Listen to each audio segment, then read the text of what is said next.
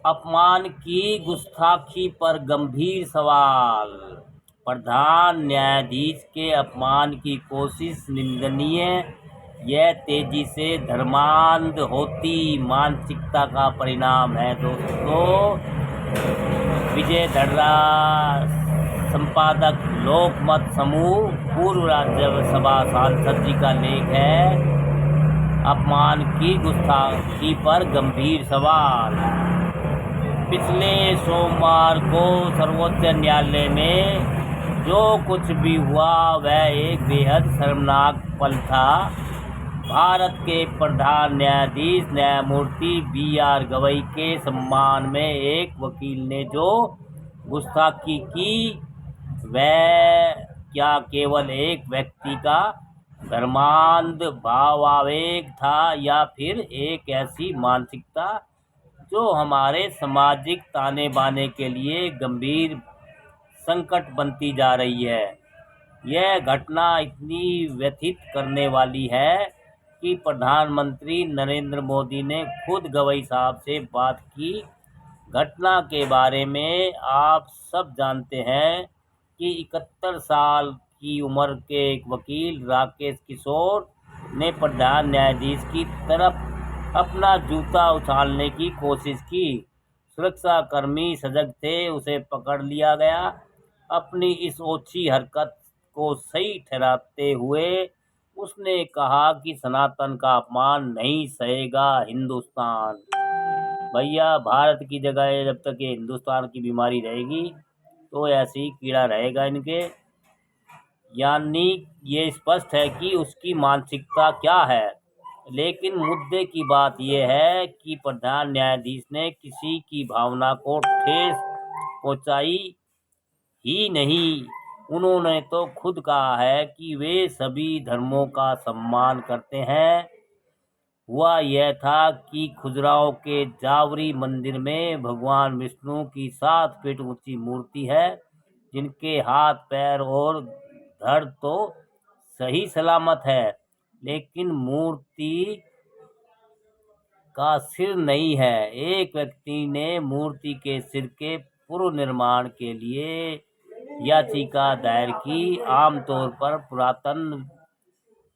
पुरातत्व विभाग किसी भी ऐतिहासिक मूर्ति को उसी स्वरूप में रखता है जिस स्वरूप में वह मिली हो। भगवान विष्णु की मूर्ति का सर बनाने की याचिका को विशुद्ध रूप से प्रचार के लिए दायर याचिका करार देते हुए न्यायमूर्ति B.R. गवई की खंडपीठ ने निरस्त कर दिया था और कहा था कि प्रतिमा जिस स्थिति में है उसी में रहेगी। न्यायालय ने यह भी कहा कि याचिकाकर्ता को यदि शैव धर्म से परहेज नहीं है तो वह शिव मंदिर में जाकर पूजा कर सकता है।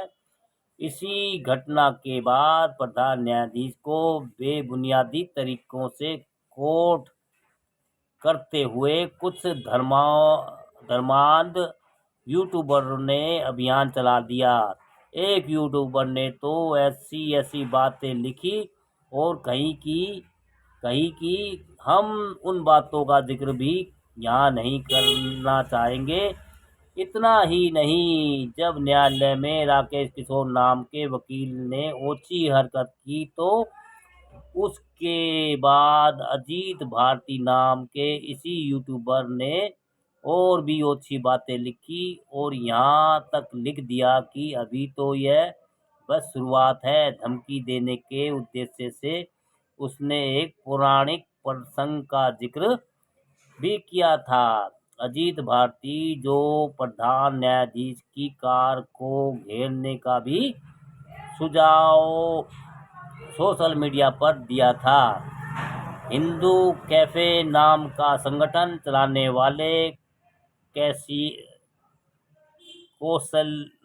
कोशलेश राय ने भी प्रधान न्यायाधीश के खिलाफ खुलकर आग उगली है और धमकी भी दी है। उसने अपने पोस्ट में वकीलों को हिंसा के लिए प्रेरित करने वाले वाक्य भी लिखे हैं। सबसे आश्चर्य की बात यह है कि हम तो उस दिन पिला लाए थे।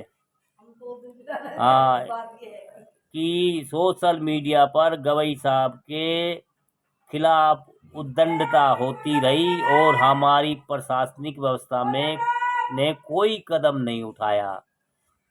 मैं मानता हूं कि लोकतांत्रिक देश में अभिव्यक्ति की आज़ादी किसी का भी संवैधानिक अधिकार है, लेकिन सवाल ये है कि किसी को भी धमकी देने की आज़ादी नहीं दी जा सकती। जब प्रधान न्यायाधीश को सोशल मीडिया पर खुलेआम धमकी दी जा रही हो और शासन प्रशासन के किसी अधिकारी की नज़र ही न पड़े, तो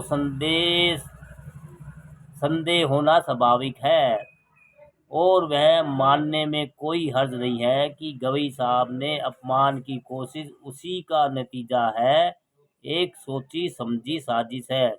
यदि समय रहते अजीत भारती और कौशलेश राय जैसे लोगों के खिलाफ कार्रवाई हो जाती है, तो राकेश किशोर जैसे किसी व्यक्ति को ऐसी हिम्मत ही नहीं होती। न्यायालय और न्यायाधीश को दबाव में लाने की कोशिश दुनिया के दूसरे देशों में भी होती रही है। मेक्सिको में ड्रग्स कोर्टेल ने न्यायतंत्र को भयभीत करने की बहुत कोशिश की। अब हालात सुधर रहे हैं क्योंकि सरकार ने सख्त रवैया अपनाया। पाकिस्तान में जनरल मुशर्रफ ने तत्कालीन प्रधान न्यायाधीश को डराने की बहुत कोशिश की। अभी आपने अमेरिका में देखा कि ट्रंप ने किस तरह कोर्ट को दबाव में लाने की कोशिश की। मेरा मानना है कि गवई साहब पर हमले की यह कोशिश हमारे न्यायतंत्र को भयभीत करने की कोशिश है। धर्मांधता का पहला सिद्धांत भी भय है। ऐसे लोग यह सोचते हैं कि उनकी सोच सही है और उस पर कोई सवाल खड़ा नहीं किया जाना चाहिए।